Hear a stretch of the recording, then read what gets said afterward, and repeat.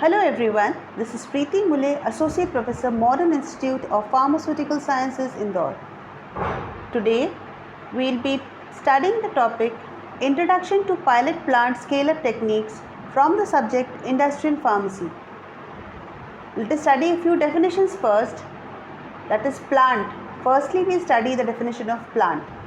It is a place where the three M's, that are man, material and money, are brought together for the manufacturing of products. Secondly, we study what is pilot plant.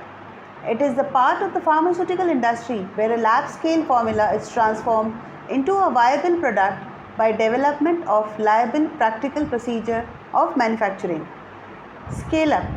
It is defined as the art of prototype using the data obtained from the pilot plant model.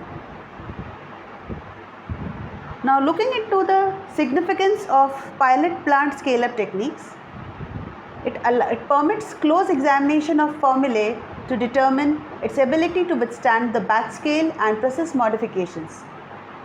Review of equipment to check the compatibility with the formulation and to ensure that it is economical, simple and reliable in producing product. Raw materials to see whether they consistently meet the specifications required to produce the product. Production rate adjustments after considering marketing requirements. Give rough idea about the physical space required and of the related functions. Appropriate records and reports issued to support good manufacturing practices. Procedure can be developed and validated. General considerations to be taken up when pilot scale-up techniques are studied. Firstly, it is reporting responsibility.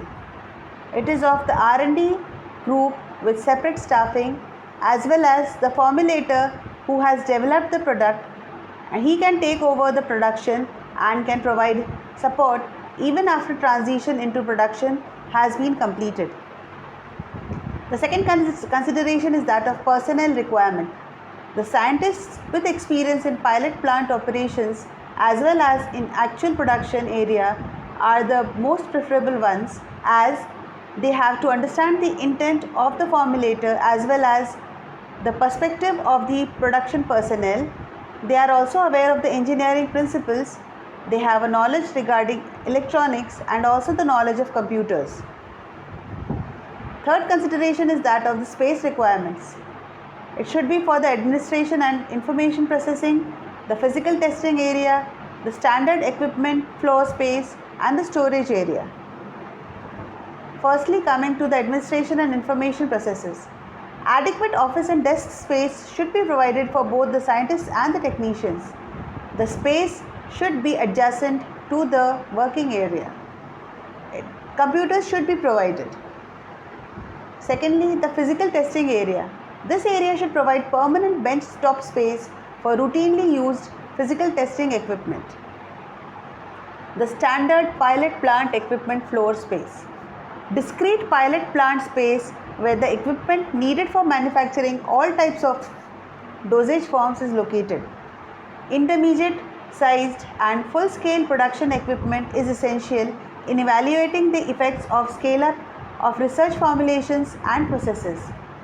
Equipments should be made portable wherever possible so that after use it can be stored in the small storeroom. Space for cleaning of the equipment should also be provided. Then comes the storage area.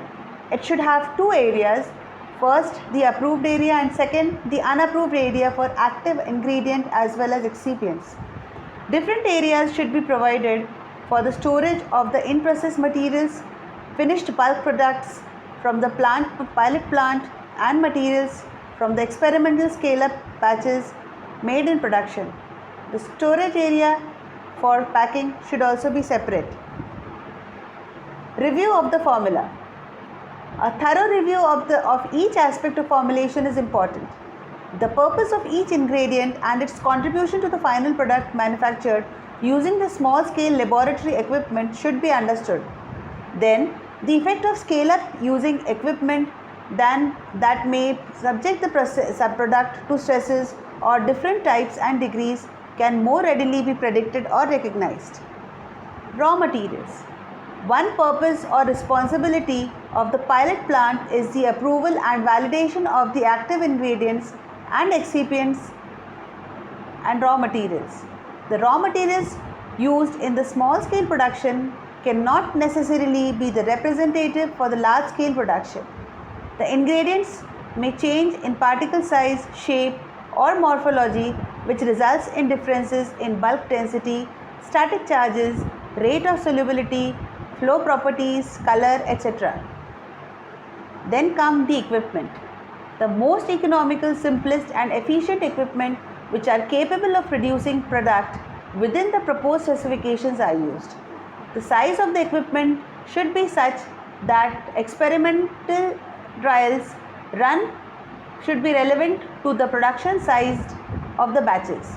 If too small, the process developed will not scale up. If too big, then there is wastage of the expensive active ingredients. There should be ease of cleaning.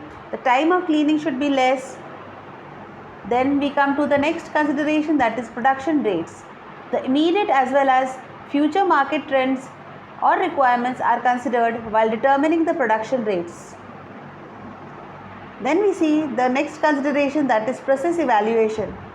For that we have to consider various parameters like the order of mixing of the components, the mixing speed, mixing time, rate of addition of granulating agents, solvents, solutions of drugs, etc., heating and cooling rates, the filter size for liquids, the screen size for solids, the drying time and the drying temperature.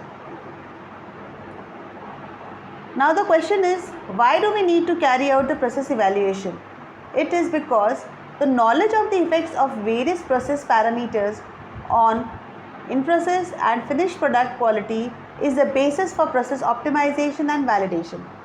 The purpose of process validation is to confirm that the selected manufacturing procedure assures the quality of the product at various critical stages in the process and in finished form. The next consideration that we come across is the master manufacturing procedures. We need to consider three important aspects in this: the weight sheet, the processing and sampling directions, the manufacturing procedure. The weight sheet should clearly identify the chemicals required in a batch. To prevent confusion, the names and identifying numbers for the ingredients should be used on the batch records. The process directions should be precise and explicit. A manufacturing process should be written on the actual operator. Various specifications like addition rates, the mixing time, mixing speed, heating and cooling rates, as well as the temperature, the storage of the finished products samples should be mentioned in the batch record directions.